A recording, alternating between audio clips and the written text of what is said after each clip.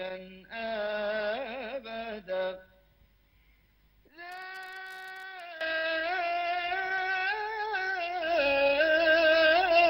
توبة فيك أيضا ماضيا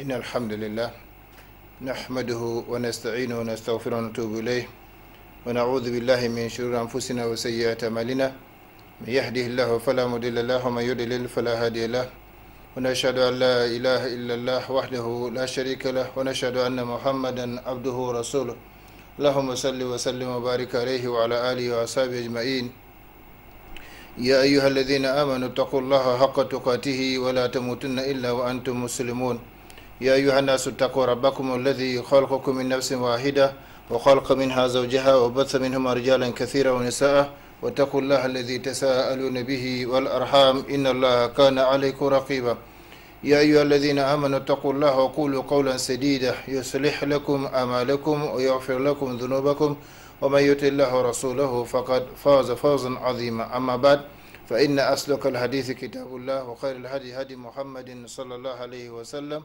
وشر الأمور محدثاتها وكل محدثة بدعة وكل بدعة ضلالة وكل دلالة في النار ثم أما بعد chers frères et sœurs en islam, chers téléspectateurs et auditeurs de Bonferré, assalamu alaikum wa rahmatullahi ta'ala wa barakatuh. Soyez les bienvenus à l'écoute de votre émission islamique hebdomadaire, ou plutôt votre école islamique, là où nous avons l'habitude de nous rencontrer et d'apprendre les uns des autres.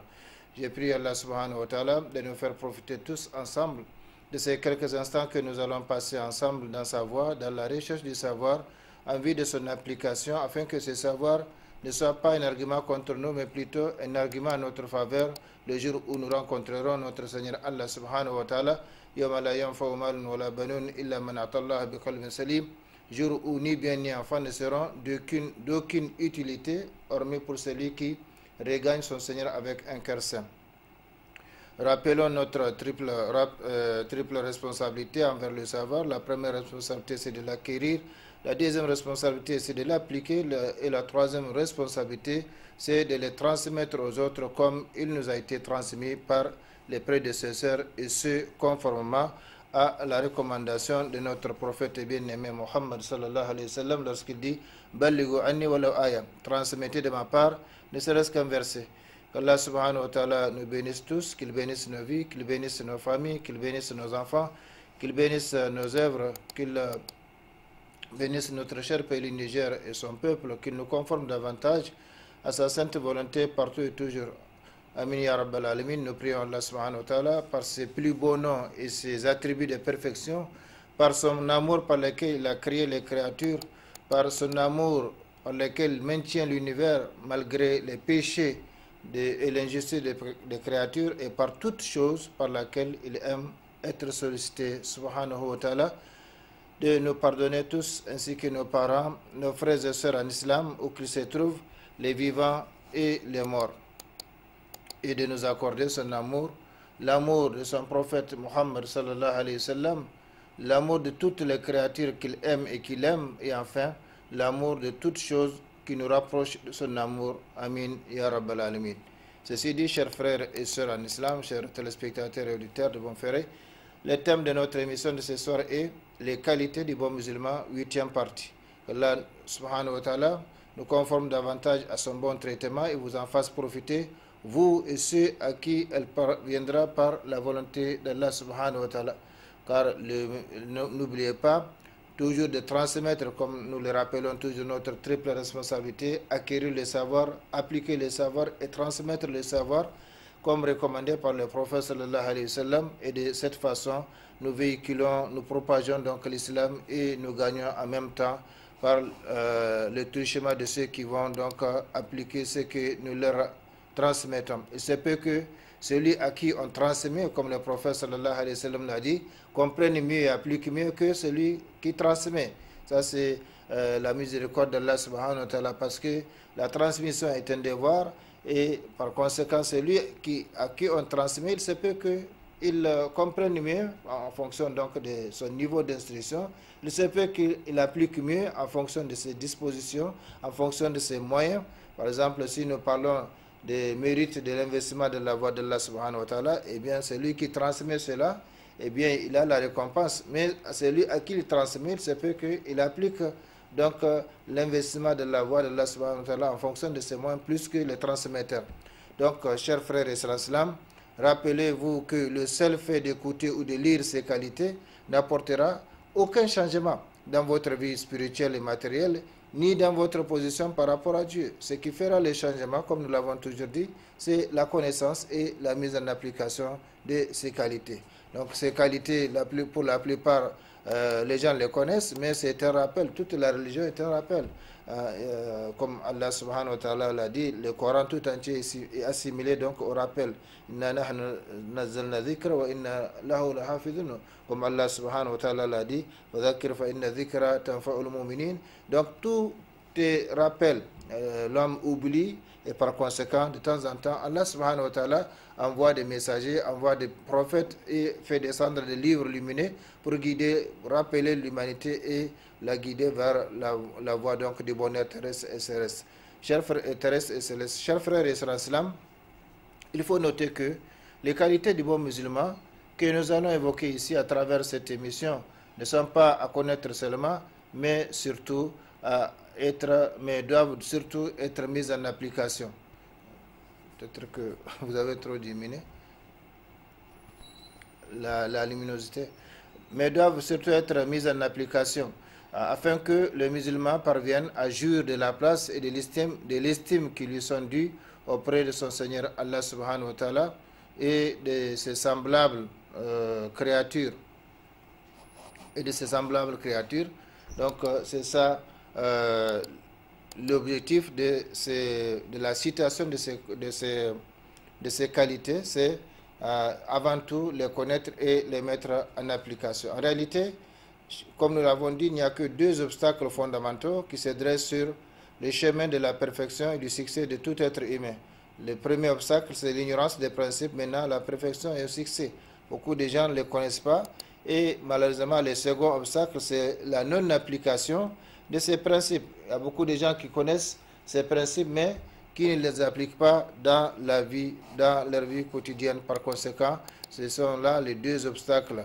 Nous avons vu lors de l'émission passée, chers frères et sœurs en islam, la première qualité du bon musulman. Rappelons-nous pour enchaîner avec la deuxième, rappelons-la rapidement pour enchaîner avec la deuxième qualité que nous allons voir, Inch'Allah, aujourd'hui.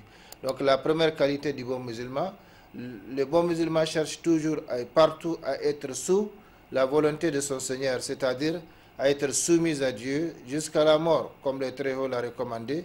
Ya ayyuhalladhina amanu, ya ayyuhalladhina amanu taqullaha haqqa tuqatihi wa la tamutunna illa wa antum muslimun.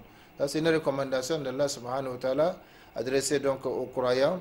Ya ayyuhalladhina amanu taqullaha haqqa tuqatihi wa la tamutunna illa wa antum muslimun. En fait, comme je l'ai dit, c'est un rappel donc de la première qualité.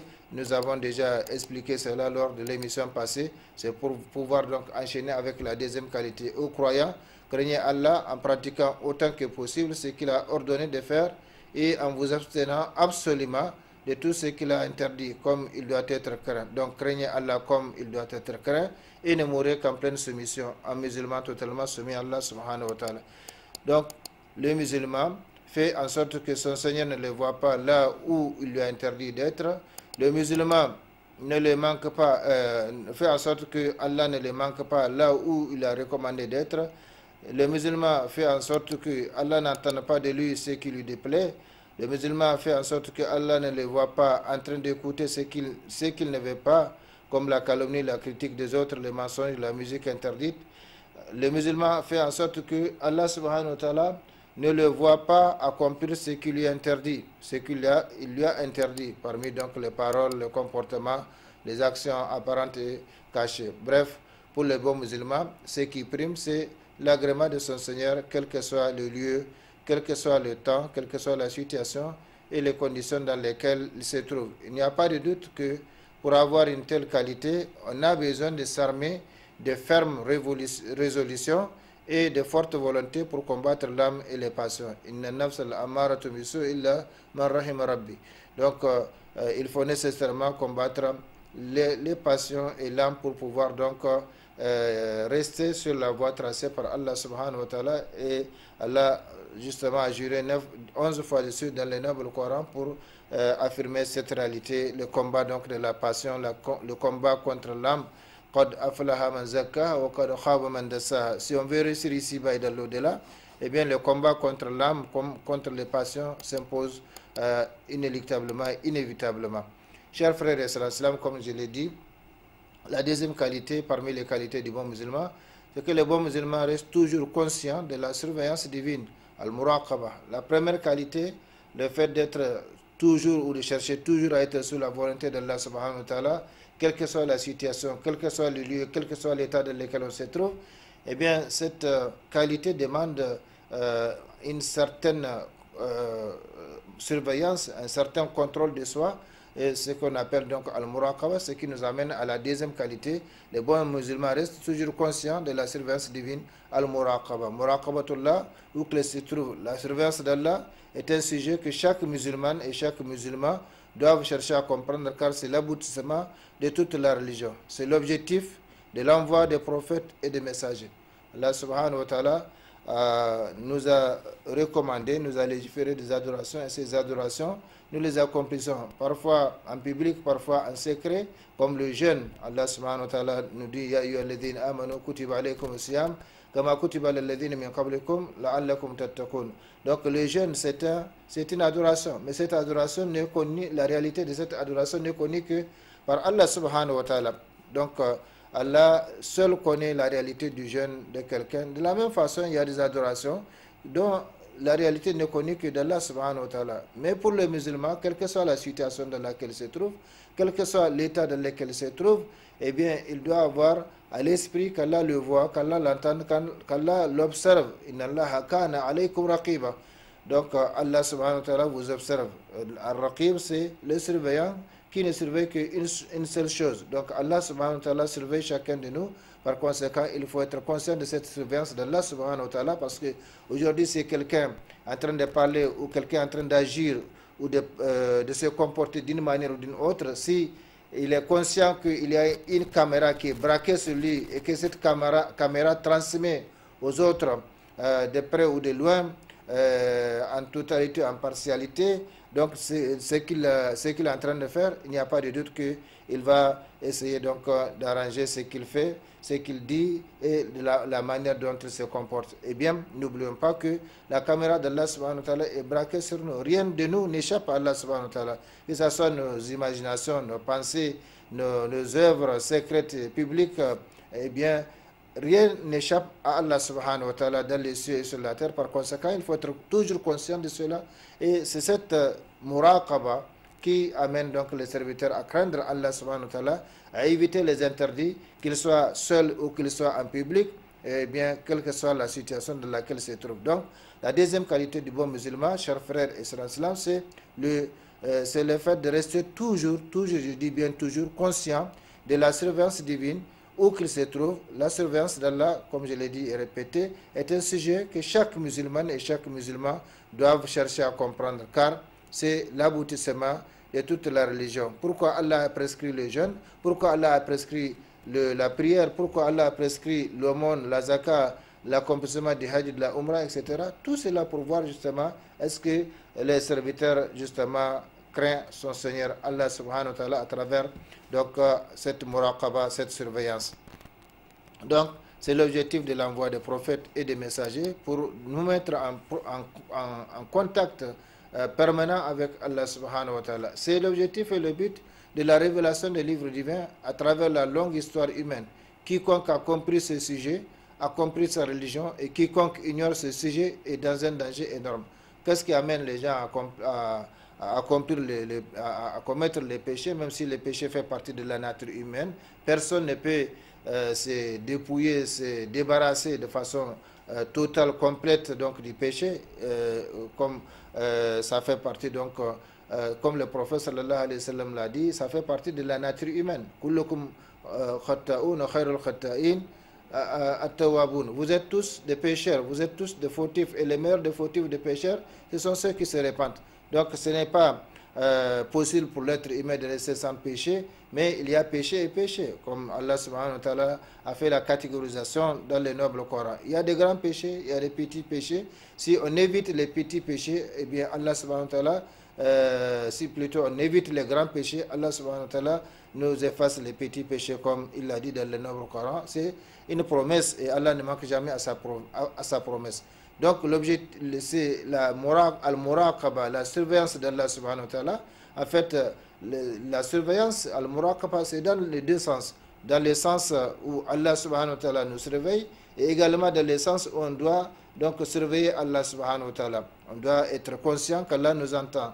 On doit être conscient qu'Allah nous voit. On doit être conscient qu'Allah connaît notre situation. Allah connaît nos pensées. Allah connaît nos agissements, nos comportements. Donc qu'on soit seul ou en public, eh bien rien de tout cela n'échappe à Allah subhanahu wa ta'ala, et c'est en fonction de cela que nous serons donc récompensés. Innamal a'malu binniyat. Et cette niya, cette intention qui valide donc les actions des êtres humains, eh bien la réalité n'est connue que d'Allah subhanahu wa ta'ala. On peut venir à la prière, à la mosquée, prier comme tout le monde, mais Allah seul connaît la réalité de l'intention qui a motivé notre arrivée donc à la mosquée, notre venue à la mosquée. De la même façon, on peut aller au Hajj, on peut aller à la Umrah, on peut prélever la zakat, on peut donner l'aumône, on peut conseiller, on peut donc orienter les gens, on peut prêcher. Mais tout cela, la réalité n'est connue que d'Allah subhanahu wa ta'ala. Et Allah travaille justement avec nos cœurs. Allah travaille avec nos cœurs, comme le prophète sallallahu alayhi wa sallam l'a dit. Inna Allah la yanzuru ila ajsamikum wala ila suwarikum lakin yanzuru ila qulubikum wa ma'alikum. Donc Allah ne regarde pas vos formes, ni vos corps, ni vos formes, mais il regarde vos cœurs. Parce que c'est à partir du cœur que tout découle. Donc tout part du cœur, comme le prophète sallallahu alayhi wa sallam a dit, ala inna fil jasadi mudghah iza saluhat salaha al-jasadu kulluhu wa idha fasadat fasada al-jasadu kulluhu. N'est-ce pas qu'il y a un morceau de chair dans le corps humain? S'il est bon, tout le corps le sera, et s'il est corrompu, mauvais, tout le corps le sera. Dit le prophète sallallahu alayhi wa sallam. Eh bien, ce morceau de chair, c'est le cœur. C'est le cœur, c'est le roi des organes. Si le cœur n'a pas voulu, la main ne peut pas ne prendre, ne peut pas écrire. Si le cœur n'a pas voulu, le pied ne peut pas marcher vers un lieu. Si le cœur n'a pas voulu, on ne peut pas se comporter d'une manière, de cette manière ou d'une autre manière. Donc c'est l'organe principal ou le roi donc des organes du cœur, du corps. Par conséquent, il faut le surveiller. Et l'intention découle justement du cœur. Innamal a'malu binniyat, dit le prophète sallallahu alayhi wa sallam, ou binniya dans un autre hadith. Donc la muraqaba, la surveillance d'Allah subhanahu wa ta'ala est double. On surveille Allah et on reste conscient qu'Allah nous surveille aussi. C'est l'objectif et le but de la révélation des livres divins. À travers la longue histoire humaine, quiconque a compris ce sujet a compris sa religion, et quiconque ignore ce sujet est dans un danger énorme. C'est un sujet dont a besoin l'individu comme la collectivité, l'homme comme la femme, le chef comme le subalterne, le fonctionnaire comme le commerçant, l'enseignant comme l'élève. Bref, c'est un sujet dont tout le monde a besoin. Et quand tout le monde a compris et applique cette vertu, ce contrôle, cette surveillance, eh bien, on peut dire alhamdulillah, la société sera, en tout cas, se portera bien. Parce que personne ne se mettra donc à faire de façon flagrante, à commettre de façon flagrante les péchés, parce qu'il est conscient que Allah subhanahu wa ta'ala le voit, il est conscient qu'Allah subhanahu wa ta'ala l'entend, il est conscient qu'Allah subhanahu wa ta'ala connaît ce qu'il fait, et il sera jugé et récompensé en fonction justement de ce qu'il fait. Donc c'est un sujet dont a besoin l'individu comme la collectivité, l'homme comme la femme, le chef comme le subalterne, les fonctionnaires comme le commerçant, l'enseignant comme l'élève. Bref, c'est un sujet dont tout le monde a besoin.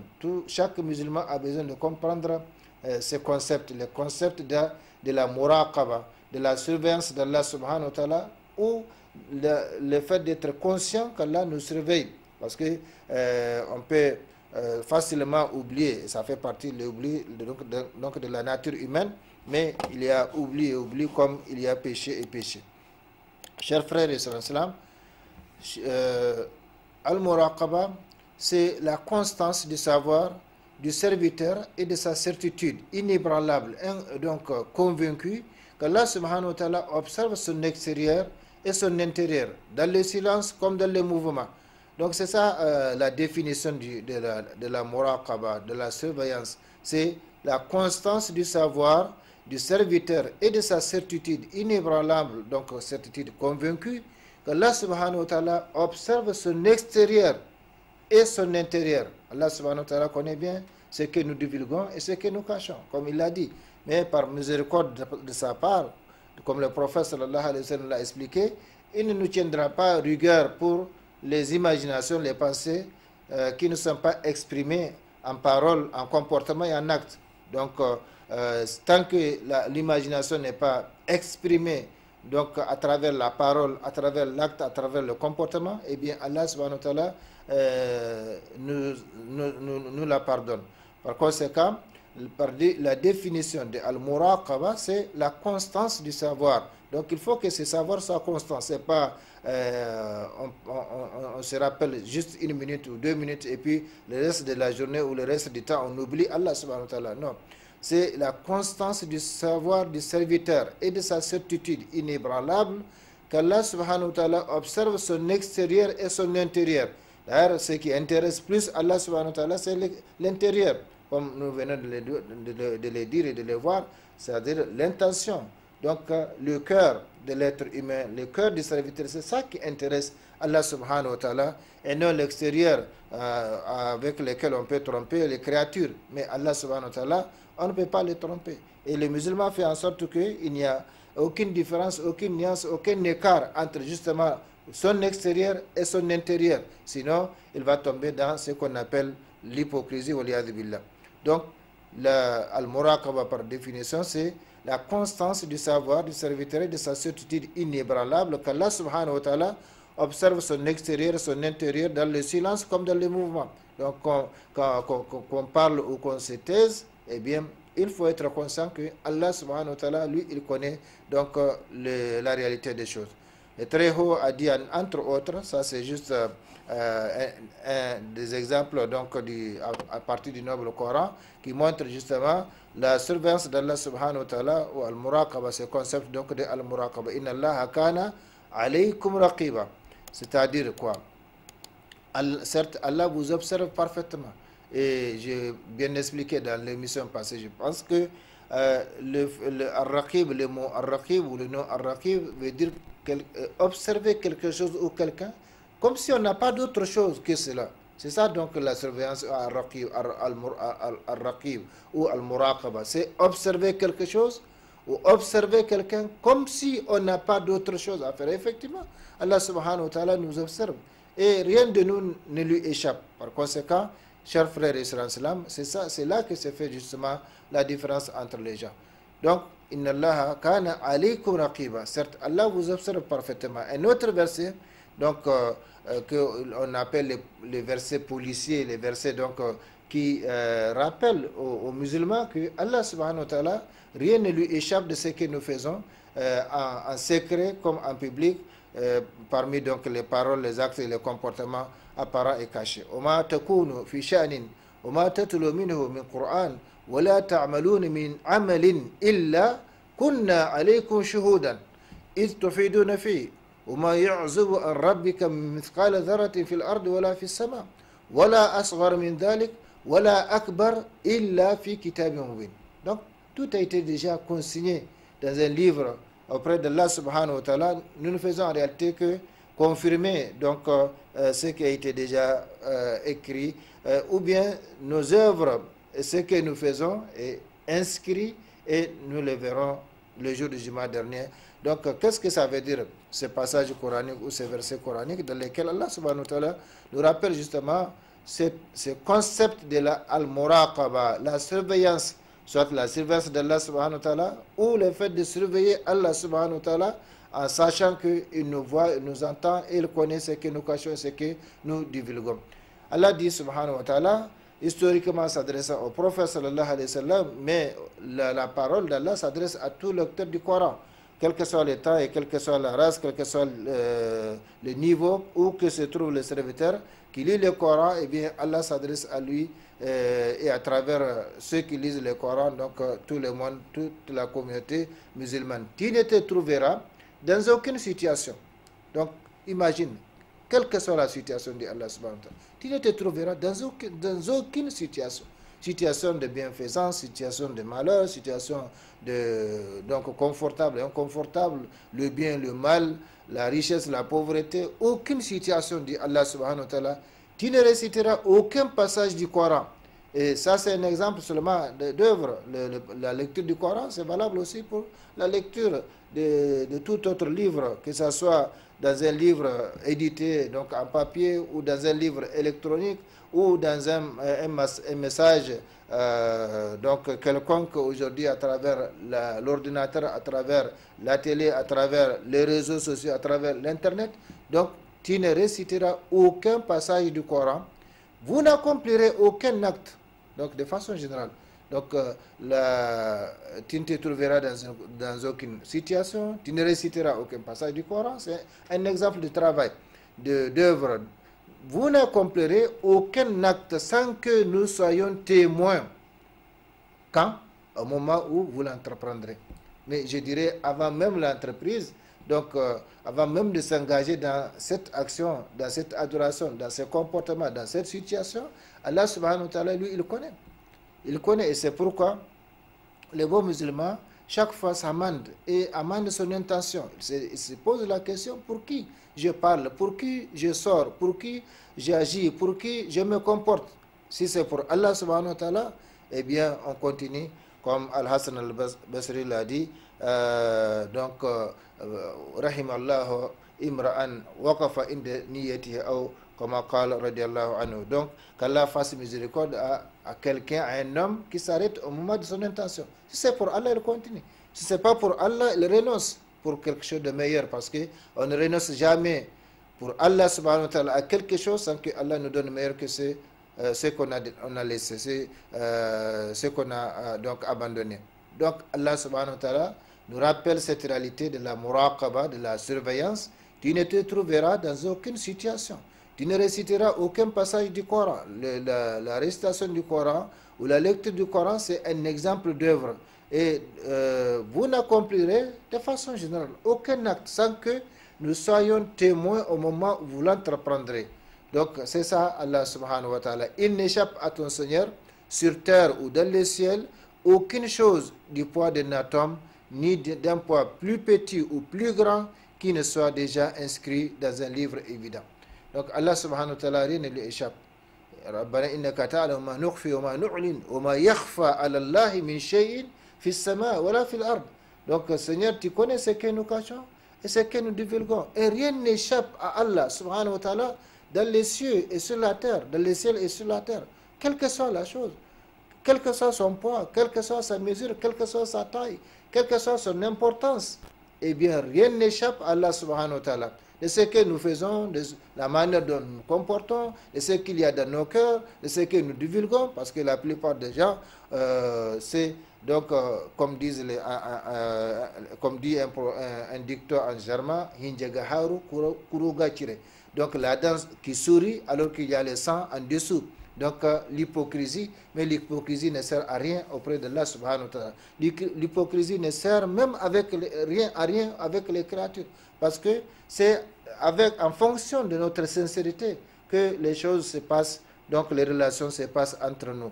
Donc, chers frères et sœurs, soyons conscients de cette muraqaba. Muraqabatullah subhanahu wa ta'ala, c'est la deuxième qualité du bon musulman. C'est qu'il se surveille et il surveille Allah subhanahu wa ta'ala, sachant parfaitement que rien de lui n'échappe à Allah subhanahu wa ta'ala. Ses imaginations, ses pensées, ses paroles, ses actes, ses comportements, qu'il soit seul ou qu'il soit en public, eh bien rien de tout cela n'échappe à Allah subhanahu wa ta'ala. Et si on arrive à cette muraqaba, à ce stade donc de surveillance de soi et de surveillance d'Allah subhanahu wa ta'ala, eh bien on peut dire qu'on est même arrivé au top de la foi, au top donc de niveau de la foi, comme le prophète sallallahu alayhi wa sallam a dit, al-ihsan an ta'budullah ka'annaka tarahu fa in lam takun tarahu fa innahu yarak. La bienfaisance ou la perfection consiste à adorer Allah comme si tu le voyais. Et si tu ne le vois pas, tu restes convaincu que lui, il te voit, quel que soit le lieu dans lequel tu te trouves, quel que soit l'état dans lequel tu te trouves, quelle que soit la situation dans laquelle tu te trouves, quel que soit le travail que tu entreprends, quelle que soit la manière dont tu te comportes, eh bien, Allah subhanahu wa ta'ala, il connaît cela et il te récompensera en fonction justement de ce que tu auras fait dans cette place. Donc ici, Allah subhanahu wa ta'ala nous rappelle, tu ne te trouveras dans aucune situation, tu ne réciteras aucun passage du Coran. La récitation ou la lecture du Coran, c'est un exemple d'œuvre. Donc tu ne liras aucun livre, aucun message, tu n'entreprendras aucune œuvre. D'ailleurs, Allah dit, pour généraliser, vous n'accomplirez aucun acte, donc aucun travail, aucune œuvre, sans que nous soyons témoins au moment où vous l'entreprendrez. Donc n'oubliez pas, si vous oubliez, eh bien Allah, lui, il n'oublie pas. Il ne nous a pas créés pour rien. Il ne nous a pas placés sur cette terre pour rien. Il y a un objectif, il y a un but. Et ce but-là, c'est son adoration. Et avant son adoration, il faut sa connaissance. Et parmi les axes de sa connaissance, il y a justement cette muraqaba, la surveillance d'Allah subhanahu wa ta'ala. Donc tu ne te trouveras, chers frères et sœurs, tu ne te trouveras dans aucune situation, tu ne réciteras aucun passage du Coran, vous n'accomplirez aucun acte sans que nous soyons témoins au moment où vous l'entreprendrez. Et c'est pourquoi il est toujours conseillé, recommandé donc, de commencer les choses par le nom d'Allah subhanahu wa ta'ala, comme le prophète sallallahu alayhi wa sallam le fait, et comme il l'a recommandé, en sachant que si vous ne commencez pas avec le nom d'Allah subhanahu wa ta'ala, eh bien vous avez raté. Comme il l'a dit, toute œuvre donc importante qui ne commence pas par le nom d'Allah subhanahu wa ta'ala, eh bien est coupée de la miséricorde d'Allah subhanahu wa ta'ala, coupée du souvenir d'Allah subhanahu wa ta'ala. C'est comme si vous avez fait fi de la présence divine. Par conséquent, on fait tout honneur et pour Allah subhanahu wa ta'ala. Il n'échappe à ton Seigneur sur terre ou dans les ciels aucune chose du poids d'un atome ni d'un poids plus petit ou plus grand qui ne soit déjà inscrit dans un livre évident. Donc ça c'est la sourate 10, verset 61, ces versets. Le musulman doit les connaître, le musulman doit s'en souvenir, le musulman doit être conscient de cette muraqaba d'Allah subhanahu wa ta'ala. Et l'autre verset similaire que j'ai cité, c'est dans la sourate Ibrahim, Rabbana innaka ta'lamu ma nukhfi wa ma nu'lin wa ma yakhfa ala Allah min shay'in fil ardi wa la fis sama. Donc vous voyez, Allah subhanahu wa ta'ala, Seigneur, tu connais ce que nous cachons, ce que nous divulguons, et rien n'est caché, donc n'échappe à Allah subhanahu wa ta'ala sur terre et dans les ciels. Par conséquent, tout ce que nous faisons, chers frères et sœurs, soyons convaincus qu'Allah les connaît, qu'Allah connaît nos intentions, qu'Allah connaît la raison pour laquelle on entreprend ou on fait, ou on se comporte de telle ou telle manière. Voilà donc, nos chers frères et sœurs, nous sommes sur les qualités du bon musulman. Et la 8e partie aujourd'hui, la 2e qualité, c'est justement al-muraqaba. Muraqabatullah subhanahu wa ta'ala. Donc nous venons de voir juste 2 exemples. J'ai même ajouté un 3e exemple à partir de la sourate Ibrahim, la sourate numéro 14. Eh bien, pourquoi toutes ces informations sur la surveillance d'Allah subhanahu wa ta'ala, sur al-muraqabatullah subhanahu wa ta'ala, sur nous?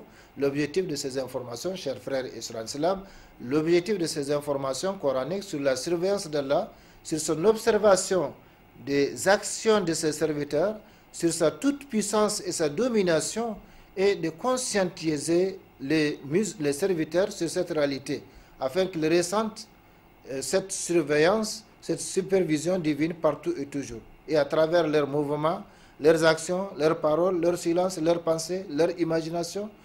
Donc c'est dans ce but-là. Et c'est pourquoi nous avons dit que, en fait, celui qui a compris ce sujet, ce concept donc, de la muraqaba, de la surveillance d'Allah subhanahu wa ta'ala, il a compris sa religion. Celui qui n'a pas compris cela, eh bien, il est dans un danger évident. Parce qu'il va entreprendre des choses sur lesquelles il sera interrogé devant Allah subhanahu wa ta'ala. Donc ici, l'objectif de ces informations coraniques sur la surveillance d'Allah subhanahu wa ta'ala, sur son observation des actions de ses serviteurs, sur sa toute-puissance et sa domination, est de conscientiser les serviteurs sur cette réalité afin qu'ils ressentent cette supervision divine partout et toujours, à travers leurs mouvements, à travers leurs actions, à travers leurs paroles, à travers leur silence et leurs pensées et imagination. Allah subhanahu wa ta'ala nous dit dans un autre passage coranique qui vient donc compléter les exemples, les exemples que nous avons pris. وَأَسِرُّوا قَوْلَكُمْ أَوْ يَجْهَرُوا بِهِ إِنَّهُ عَلِيمٌ بِذَاتِ الصُّدُورِ أَلَا يَعْلَمُ مَنْ خَلَقَ هُوَ اللَّطِيفُ الْخَبِيرُ. Que vous cachiez votre parole ou la divulguiez, il connaît bien le contenu des poitrines. Ne connaît-il pas ce qu'il a créé, alors que c'est lui le compatissant, le parfaitement connaisseur? Donc c'est ça. Et ça dispose, ça fait reposer, ça accorde, ça apaise, ça apporte la tranquillité morale et physique au serviteur quand il sait que Allah subhanahu wa ta'ala, rien ne lui échappe et qu'il se confie à Allah qui connaît donc ce que mijotent les gens, ce que pensent les gens, ce que complotent les gens, ce que ourdissent les gens. Donc il se confie à Allah subhanahu wa ta'ala, sachant parfaitement que Masha Allahu kana wa man lam yasha lam yakun. Ce que Allah veut se réalise et ce qu'il ne veut pas ne peut jamais se réaliser. Donc il se tranquillise, son cœur s'apaise parce qu'il sait que rien n'échappe donc à Allah subhanahu wa ta'ala de ce que font les serviteurs, de ce que font les créatures. Par conséquent, il se range du côté d'Allah subhanahu wa ta'ala et automatiquement, il a la protection. Rien ne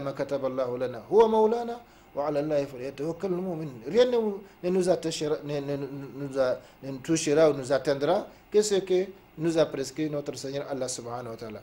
Donc, que vous cachiez votre parole ou la divulguiez, il connaît bien le contenu des poitrines. Ne connaît-il pas ce qu'il a créé, alors que c'est lui le compatissant, le parfaitement connaisseur? وَأَسِرُّوا قَوْلَكُمْ أَوْ جَهَرُوا بِهِ إِنَّهُ عَلِيمٌ بِذَاتِ الصُّدُورِ أَلَا يَعْلَمُ مَنْ خَلَقَ وَهُوَ اللَّطِيفُ الْخَبِيرُ. C'est lui qui est donc conscient de ces genres de versets, de ces genres de paroles d'Allah subhanahu wa ta'ala. Eh bien, il ne va jamais se fatiguer dans l'hypocrisie en cherchant à présenter un visage aux gens qui contredit ce que cache son cœur. Il ne va jamais se fatiguer en présentant aux gens une œuvre, alors que dans la réalité, cette œuvre ne vient pas de son cœur. Il ne va pas donc se fatiguer à chercher l'agrément, l'approbation des créatures, parce qu'il sait que la réalité des choses ne dépend que d'Allah subhanahu wa ta'ala. Et Allah subhanahu wa ta'ala, il est donc bon et n'accepte que ce qui est bon. Par conséquent, quand nous sommes bons et nous cherchons à ce que nos œuvres soient bonnes, eh bien elles seront acceptées par Allah subhanahu wa ta'ala. Chers frères et sœurs, donc je reviens donc un peu sur l'objectif de ces informations, dont nous venons encore de voir un autre verset.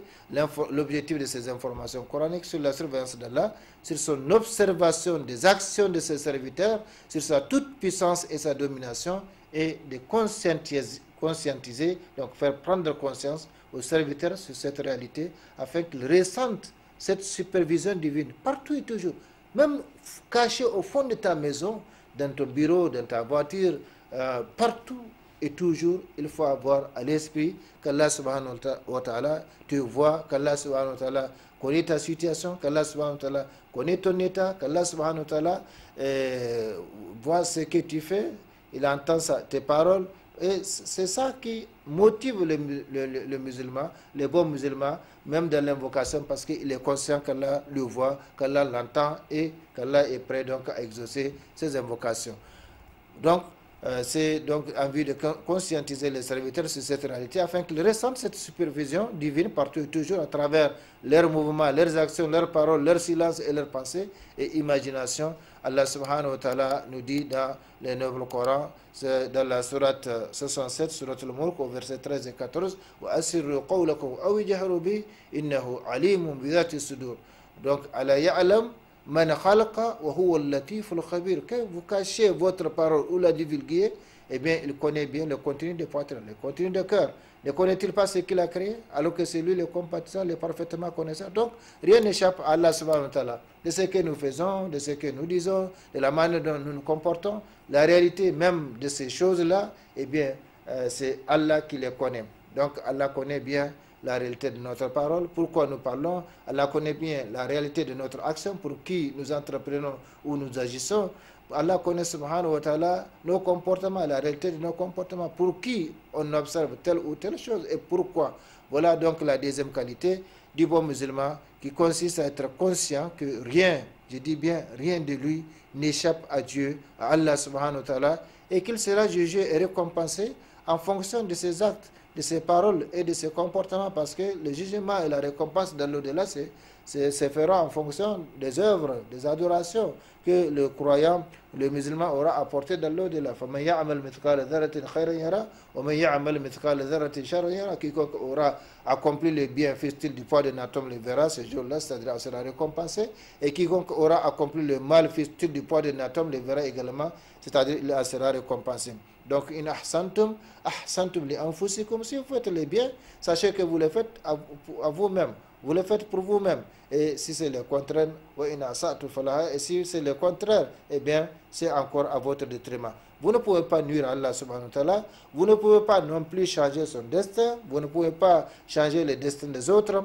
Eh bien, que vous soyez bon ou mauvais, sincère ou hypocrite, eh bien, cela ne changera pas les décisions d'Allah subhanahu wa ta'ala, parce que Allah agit sans votre avis, et Allah agit tout seul sans l'association de quelque créature que ce soit.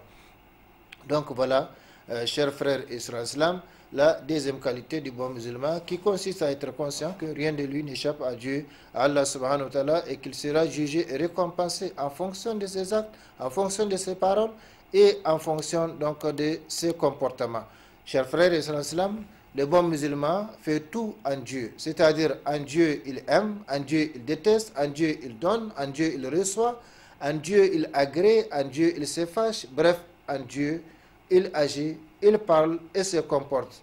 Donc ça c'est même le résumé des hadiths du prophète sallallahu alayhi wa sallam que nous citons ici en réalité. Donc le musulman fait tout en Dieu, pour Allah subhanahu wa ta'ala, parce qu'il sait que de toutes les façons, les créatures ne pourront rien pour lui.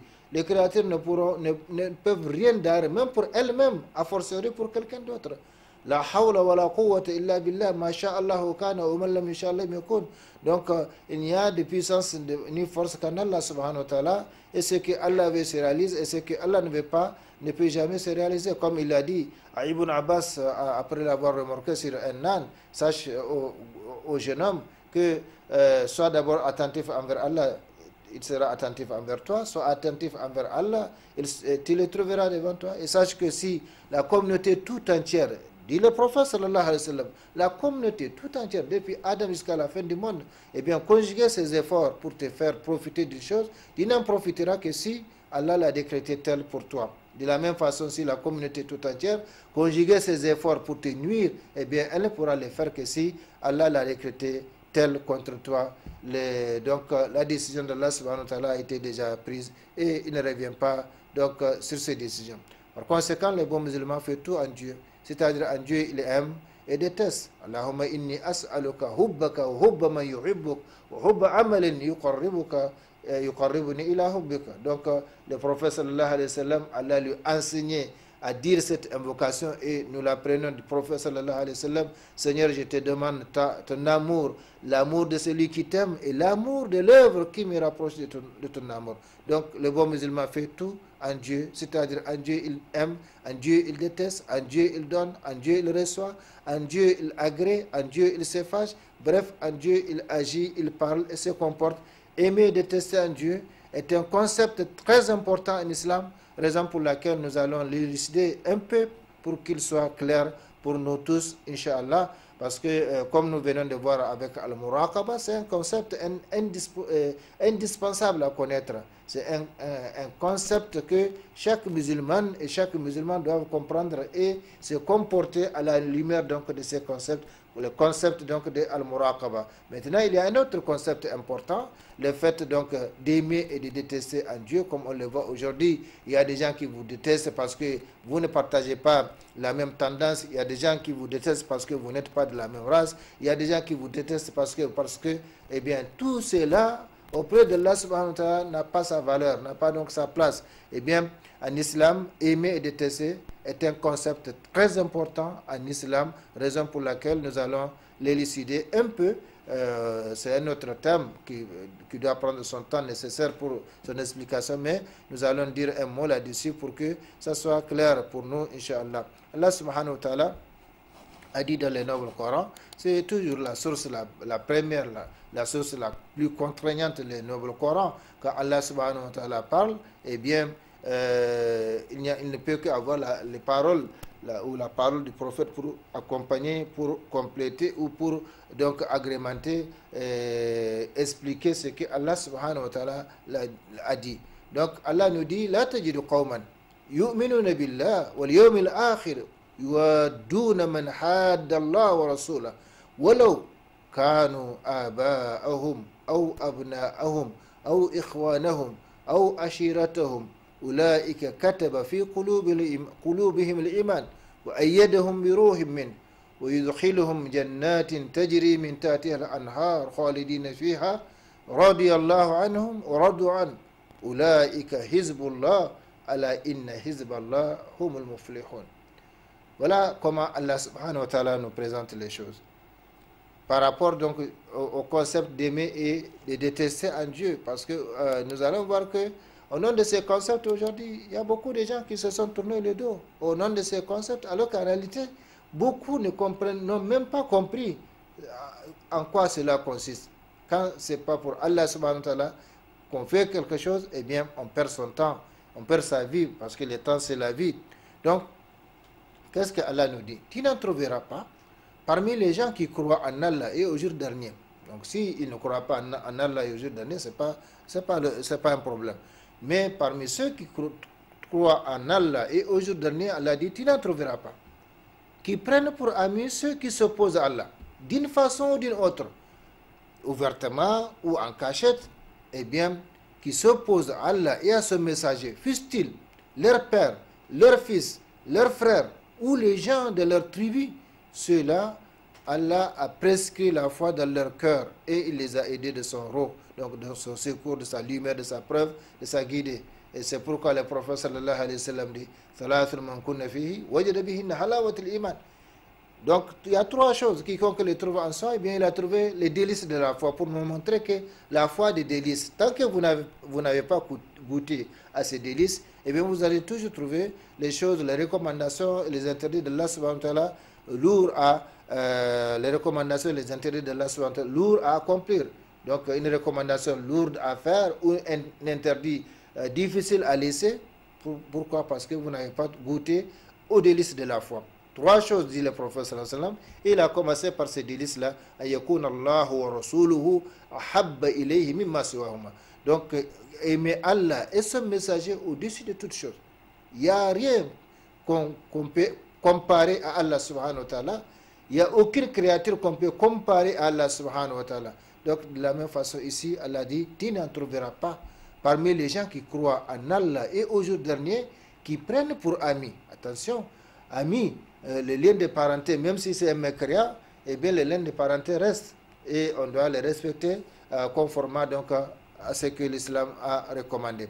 Donc, qui prennent pour amis ceux qui s'opposent à Allah et à ce messager, même si c'est une opposition partielle, une opposition temporaire, hein, qui s'opposent à Allah et à ce messager, fussent-ils leur père, leur fils, leur frère ou les gens de leur tribu, ceux-là, Allah a prescrit la foi dans leur cœur. Donc quand il y a la foi dans le cœur, ce n'est pas possible qu'on puisse accepter certaines choses, même si elles viennent des parents, même si elles viennent des amis, même si elles viennent des frères, même si elles viennent des sœurs, même si elles viennent des supérieurs de X ou de Y. Ce n'est pas possible.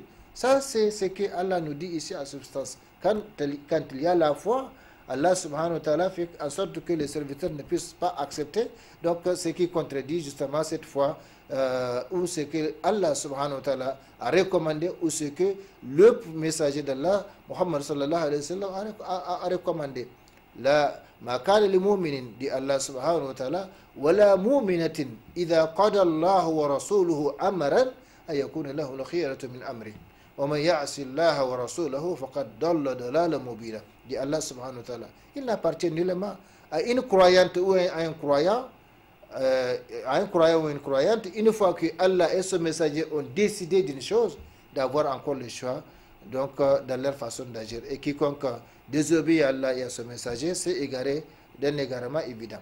Donc c'est comme ça. Chers frères et sœurs, le concept donc d'aimer et de détester un Dieu, c'est pour Dieu, ce n'est pas pour X, ce n'est pas pour plaire à Y ou Y, à X ou Y, non, c'est pour plaire à Allah subhanahu wa ta'ala. En Dieu, en Allah subhanahu wa ta'ala, le musulman fait tout. En lui, il aime, en lui, il déteste, en lui, il donne, en lui, il reprend, ainsi de suite, en lui, il agrée, il se fâche, etc. Donc tu ne trouveras pas parmi les gens qui croient en Allah et au jour dernier, qui prennent pour amis ceux qui s'opposent à Allah et à son messager, fussent-ils leur père, leur fils, leur frère ou les gens de leur tribu, parce que Allah a prescrit la foi dans leur cœur et il les a aidés de son secours, de sa lumière, de sa guidée, de sa preuve. Ça, c'est un verset qui montre donc le concept d'aimer et de détester en Allah subhanahu wa ta'ala, mais le fait de ne pas les prendre pour amis n'exclut pas donc la conservation de liens de parenté et également donc le respect de ces liens-là tant que ça ne contredit pas l'islam. Il les fera entrer dans des jardins sous lesquels coule le ruisseau, où ils demeureront éternellement. Allah les agrée et il l'agrée. Donc la réciprocité de comportement. Allah les agrée, Allah est satisfait d'eux et il l'agrée, ils sont satisfaits donc d'Allah subhanahu wa ta'ala. Ceux-là sont du parti d'Allah. Le parti d'Allah est celui de ceux qui réussissent. Il y a deux partis. Le parti d'Allah subhanahu wa ta'ala, constitué donc de ses serviteurs soumis à lui, ici-bas, dans l'au-delà, le parti de Satan. Le second parti, c'est le parti de Satan. Allah dit à propos de son parti, Allah inna hizballah humul muflihun. Et à propos du parti de Satan, Allah inna hizba shaitan humul khasirun. Donc, il n'y a aucune mesure entre les deux partis, c'est parallèle. Les partisans donc, du parti d'Allah subhanahu wa ta'ala sont ceux qui réussissent ici-bas et dans l'au-delà, tandis que les partisans du parti de Satan sont les perdants ici-bas et dans l'au-delà. Par conséquent, chers frères et sœurs, il faut être conscient de cela. Non, en plus de la surveillance d'Allah subhanahu wa ta'ala, il y a donc ces concepts-là. Pour qui nous faisons les choses, pour qui nous aimons les autres, pour qui nous comportons bien envers les autres, ce n'est pas pour chercher leur agrément, ce n'est pas pour chercher l'agrément de X ou Y, mais pour chercher l'agrément d'Allah subhanahu wa ta'ala et sa récompense. Par conséquent, ceux qui font cela, c'est Allah qui a prescrit la foi dans leur cœur et il les a aidés par son secours. Il les fera entrer dans les jardins sous lesquels coule le ruisseau, où ils demeureront éternellement. Allah les agrée, il agrée, ceux-là sont les partis d'Allah, et les partis d'Allah, c'est celui donc de ceux qui réussissent ici-bas et dans l'au-delà. Chers frères et sœurs en islam, nous sommes toujours donc dans la deuxième qualité, parmi les qualités du bon musulman, à travers donc cette émission qui a sa 8e partie, les qualités du bon musulman. Ce verset coranique, chers frères et sœurs en islam, met en évidence un des fondements essentiels de la foi, à savoir le fondement de l'alliance et du désaveu, ce qu'on appelle al-wala wal-bara. Donc le fait de faire alliance ou d'aimer les autres et de les détester, ça c'est ce qu'on appelle en islam al-wala wal-bara. Et ce fondement fait partie des implications de l'amour du serviteur croyant pour son Seigneur Allah subhanahu wa ta'ala. En effet, aimer Allah subhanahu wa ta'ala implique non seulement l'amour de tout ce qu'il aime, notamment sa parole, sa loi, ses amis, etc., comme nous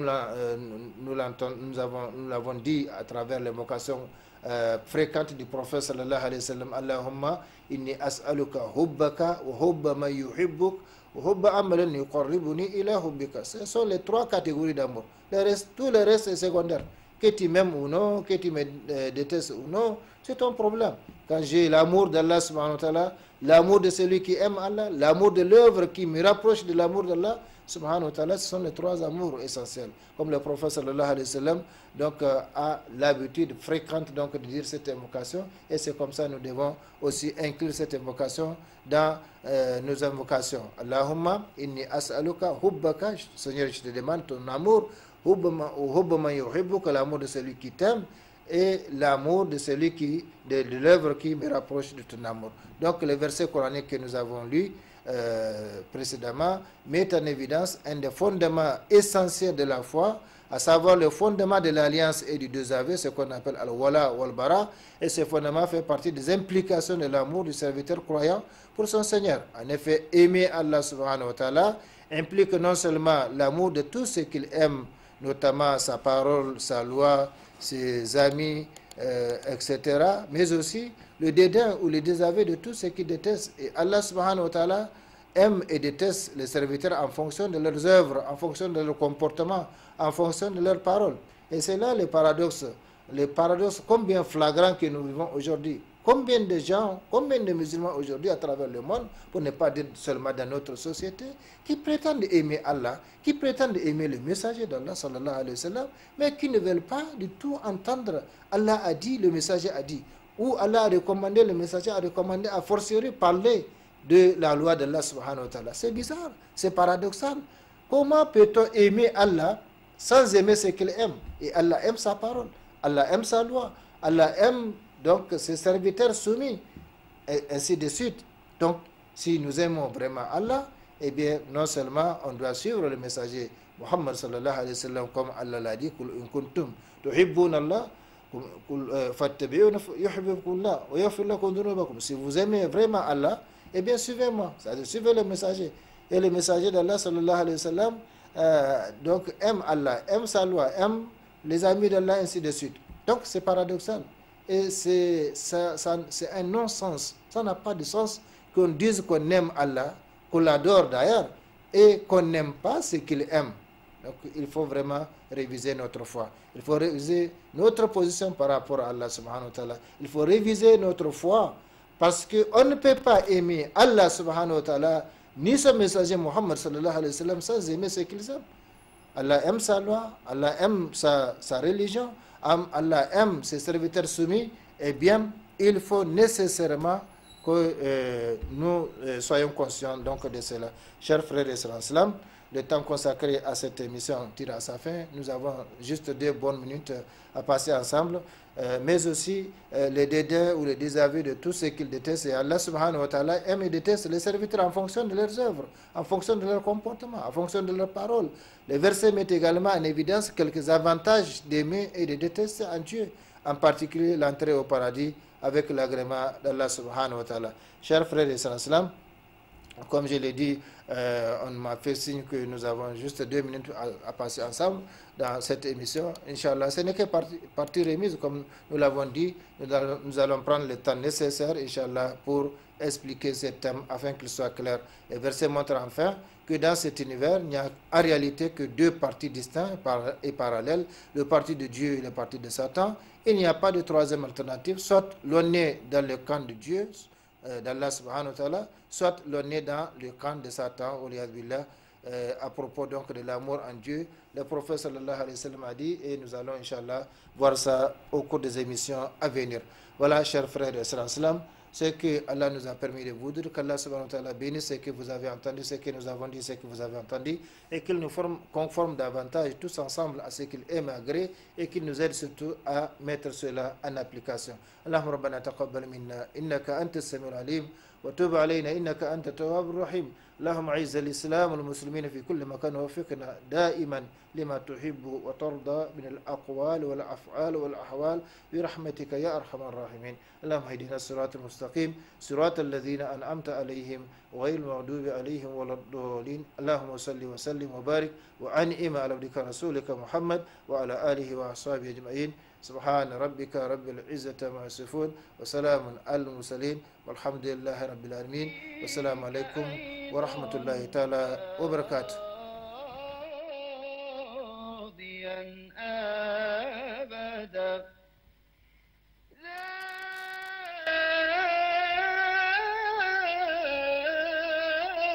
توبة فيك أيضا ماضيا